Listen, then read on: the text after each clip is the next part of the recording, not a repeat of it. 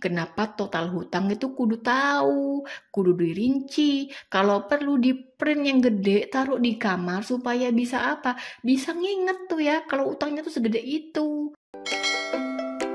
Ngilmu yuk. Assalamualaikum warahmatullahi wabarakatuh, Taretan. Jumpa lagi sama aku. Hayo, ini partner bingung karena kalian kudu ngitung hutang. Siapa nih sekarang yang gak punya utang? Ayo angkat tangan dan komen. Aku gak punya utang. Ayo komen. Ya tapi namanya dunia, pasti ada yang ngutang, pasti juga ada yang gak ngutang, iya kan? Balik lagi ke prinsip masing-masing. Ada yang utangnya sengaja, ada juga utangnya nggak disengaja. Kok bisa ada utangnya nggak sengaja? Iyalah kalau misalnya tiba-tiba musibah datang, kemudian kita nggak punya pegangan, yang salah siapa? Ada lagi yang kejebak sama teman pura-pura sakit, pengen minjem utang, malah kita yang keseret sama utangnya, bingung lagi gitu kan ya. Nah itu namanya lika-liku hutang. Tapi di sini aku nggak mau ngebahas lika-liku tentang hutang. Di sini aku mau ngebahas berapa nominal hutang yang teman-teman punya. Itu doang. Gak usah dijelasin ke aku, gak usah ditulis komentar ke aku berapa hutangnya. Tulis aja di buku catatannya. Dah, di sekarang gimana? Udah punya catatan belum? Nah, di sini sekarang ayo Bunda hitung berapa hutang yang ada. Ayo Ayah juga hitung hutangnya Ayah juga berapa. Biasanya nih ya ada beberapa keluarga itu yang ayahnya sendiri punya hutang, ibunya juga punya hutang, atau hutangnya tuh disatuin, hutang bersama gitu ya, tapi nominalnya gede banget itu. Nah, itu wajib tahu berapa nominalnya. Macam-macam hutang di sini ya aku jabarin aja, yaitu ada hutang online. Nah, siapa nih zaman sekarang yang nggak ngerti hutang online? Hayo, sekarang Shopee aja bisa ngutang loh, dan itu malah dipermudah, tapi bayarnya yang susah. Lalu siapa yang salah? Nah, di sini hutang online salah satu contohnya yang paling simpel adalah SP Letter. Bayarnya belakangan, belinya sekarang. Oh, jangan lagi, jangan diulang. Karena itu adalah hutang. Siapa yang baru tahu SP Letter itu termasuk hutang, Bunda? Jangan mau. Itu tuh hanya sebagian dari marketing doang supaya mereka tuh laku. Dan yang terjebak siapa? Bunda-bunda semua. Iya, kalau Bunda bisa ngebayarnya, kalau tidak bisa ngebayarnya, karena dari beberapa penelitian itu sudah terbukti bahwa SP Letter ternyata banyak loh yang nunggak, dan bahkan dari mereka tuh banyak banget yang nggak mau ngebayar. Dan akhirnya apa? Malah mereka ngontakin semua keluarga kita. Dah, itu yang bahaya. Sama halnya dengan juga pinjol. Pinjol itu makin merajalela juga. Cuma dengan satu KTP Bunda sudah dapat puluhan juta. Tapi endingnya teman-teman kita jadi sasarannya. Teman-teman kita juga ikut dikejar-kejar. Dan bunda-bunda juga dikejar-kejar di dunia nyata dan dunia fana. Enggak lah ya, masih hidup lah ya. Di dunia nyata doang. Kalau sudah fana, nggak tahu siapa ngejarnya. Malaikat mungkin ya.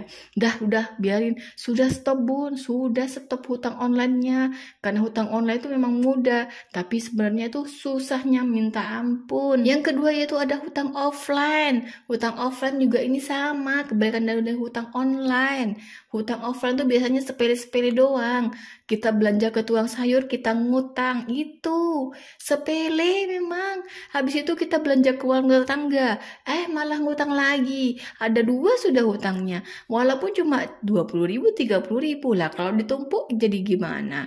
Kemudian juga ada ke tetangga. Kalau tetangga kan beda lagi, bukan sembako lagi, bukan sayur flamelur lagi, tapi apa? Biasanya untuk SPP anak, atau enggak untuk uang saku anak. Beda lagi kan ceritanya ke tetangga. Belum lagi kalau ke bank, pengen beli motor keluaran terbaru, ya Allah. Kalau ke motornya itu motor jadul, kenapa sih ya? Yang penting kan bisa jalan. Kalau belum mampu, udah usah dimampu-mampuin, udah usah dengerin tetangga. Kalau tetangga, nggak terbaru kendaraannya, udah biarin. Mereka itu gak ngebiayain kita. Kita yang pontang-panting hidup, kita yang pontang-panting penting belajar, kita yang pontang-panting ngebiayain. Jadi gak usah ngikutin apa kata tetangga. Tetangga mama bisanya cuma kayak netizen, ngegosip doang. Jadi ya sudah, biarin aja. Dan yang terakhir biasanya ini kerentenir. Kalau sudah punya utang semuanya dari tukang sayur sampai ke bank itu sudah terisi, kita masih bingung nyari hutangan, biasanya itu larinya ke rentenir. Nah, rentenir ini malah makin mencekik, Bunda. Malah kita makin gak bisa nafas karena telat sehari aja kita sudah didatengin dan sudah dijatuhin tempo dan denda yang berlipat-lipat. Hayo, siapa yang pengalaman? Kalau aku pribadi enggak ya, cuma dengar cerita teman-teman doang. Dan di sini aku ngebantuin bunda-bunda juga dengan cara nge-share ilmu ini supaya nggak terjadi di bunda-bunda sekalian. Nah, setelah dirinci dari dua hutang ini, hutang online dan offline ini, berapa yo jumlah hutang yang bunda-bunda punya sekarang? Ayo jujur, berapa? Jangan di komen, jangan nanti madu malah sedunia tahu kalau bunda punya hutang ini, hutang itu. Gak usah, langsung ditulis di buku catatannya sendiri bunda. Langsung tuh dioret-oret, gak usah diceritain kemana-mana. Dan catatan yang pentingnya itu adalah kita kudu merinci semua tagihan dan jumlahnya per tanggal bayarannya. Jadi per tanggal bayaran itu juga kudu wajib, walaupun itu cuma ke tukang sayur ataupun ke tetangga. Jadi kudu nih ya, kudu rinci. Jadi mau bayarnya berapa, jangan skip-skip itu utang supaya nggak makin numpuk gitu ya. Dan total keseluruhan selama mingguan, bulanan, atau yang ada hariannya, itu ditotal semuanya bunda, supaya bunda bisa sadar hutang itu sudah gede itu. Jadi sudah bisa ngestop diri, nggak dilanjutkan lagi. Itu fungsinya. Kenapa total hutang itu kudu tahu, kudu dirinci. Kalau perlu di print yang gede, taruh di kamar supaya bisa apa? Bisa nginget tuh ya kalau utangnya tuh segede itu. Sudah jangan ditambah lagi supaya sadar diri. Itu doang tujuannya bunda. Kemudian setelah itu baru nih kita menafsirkan sendiri dengan uang yang ada. Uang total yang ada yang masuk ke bunda itu berapa kalau setelah dikurangi dengan pengeluaran bulanan. Pengeluaran bulanan itu yang kemarin gitu ya, yang belanja-belanja gitu ya, termasuk semuanya tabungan. Nah, itu kudu dikurangi lagi sama hutang. Cukup apa enggak itu uang? Itu sasaran utamanya. Jadi kudu sadar diri, sesuai apa enggak sama uang yang masuk gitu ya. Jadi jangan asal ngeluarin uang, apalagi ngambil utang. Kalau hasilnya, sisa uang hasilnya itu masih banyak, atau kalau boleh dibilang total gajinya setelah dikurangi sama pengeluaran dan hutang, lalu masih ada sisa gaji yang bertambah, misal masih ada gaji 20% lah dari setelah dikurangi, aman bunda, berarti masih ada tabungan, sisanya bisa ditabung, atau enggak bisa dibuat rekreasi, atau enggak bisa dibuat healing, atau enggak bisa dibuat investasi, itu aman lah. Tapi yang jadi masalahnya, misalnya gajinya langsung menjadi minus, misalkan bunda itu uang gajinya itu total semuanya dalam satu bulan tuh ada 5 juta, kemudian setelah dikurangi pengeluaran misalnya 4 juta, kemudian ada hutang 2 juta, lah berarti 4 tambah 2 juta kan berarti sudah 6 juta. 6 juta dengan gaji 5 juta berarti kan sudah minus 1 juta. Lah kalau sudah minus 1 juta bunda tuh dapat nutupin 1 jutanya di tiap bulannya tuh gimana? Ayo mikir bun, mikir ayah, jangan nyalahin istri doang, kudu belajar juga ayah di sini. Kenapa ayo kok bisa jadi minus? Dan itu artinya apa? Sudah dimungkinkan dan ditafsirkan gak bakalan ada tabungan, karena tabungan akan terus terkuras untuk menutupi kebutuhan dalam 1 bulan itu. Iya enggak ya? Iya pastilah. Kemudian untuk menutupi minusnya itu lagi, kudu gali lobang tutup lobang, yang artinya ambil hutang cari utang. Itu tuh yang bikin lingkaran setan makin gak selesai. Tobat bun, tobat. Tobatlah. Mulai yuk belajar merinci hutangnya dari sekarang. Ayo belajar. Dan solusinya apa bun kalau pengen ngurangin hutangnya ketika sudah minus gajinya? Cuma satu bunda, cari tambahan pemasukan. Cari tambahan kerjaan lain. Suami istri kudu lebih giat lagi dalam kerja.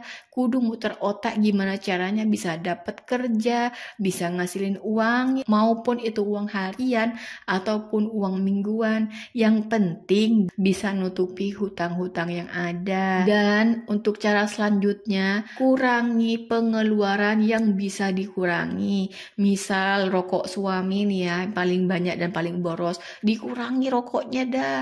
Kalau misalnya satu bungkus sehari, ya kurangilah misalnya jadi satu batang per hari. Bukan ngurangi tuh ya.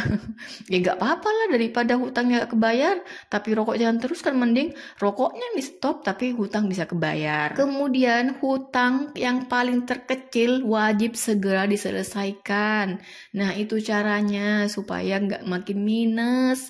Jadi misalnya nih ke tukang sayur nih ada utang 20.000, segera dituntasin tapi jangan ngutang lagi. Kalau sudah dilunasin 20.000 pas besoknya ngutang lagi nih, namanya beda lagi. Mending gak usah belanja sayur daripada ngutang, mending makan sama garam daripada nambah utang. Itu ya bun ya, kudu tahu cara solusinya sendiri supaya bisa makin aman. Kemudian setelah itu tobat, gak usah ngutang lagi, stop. Jadi bisa tenang dikit-dikit gitu bun. Dan ini semua bisa terlaksana kalau suami istri kompak. Jadi kalau tentang hutang seperti ini, suami istri wajib tahu, suami istri wajib mencari solusi.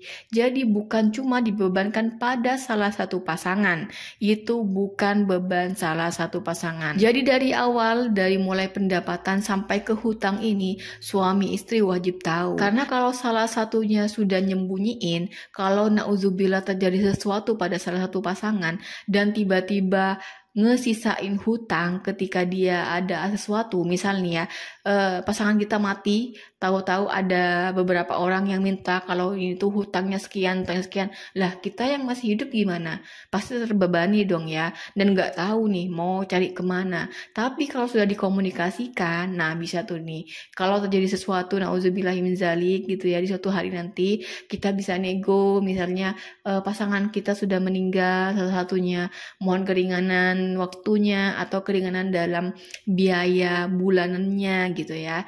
Jadi bisa semuanya dibicarakan dengan baik karena semuanya sudah kesepakatannya dengan baik. Jadi semuanya tuh bisa teratasi dengan baik. Gitu aja ya bun ya. Pelan-pelan tapi pasti insya Allah bisa terlunasi. Jadi jangan sampai dibebani ya bun ya, tapi dilunasi. Oke, sekian aja. Semoga terbantu. Wassalamualaikum warahmatullahi wabarakatuh. Jangan lupa follow dan juga langsung dipraktekkan.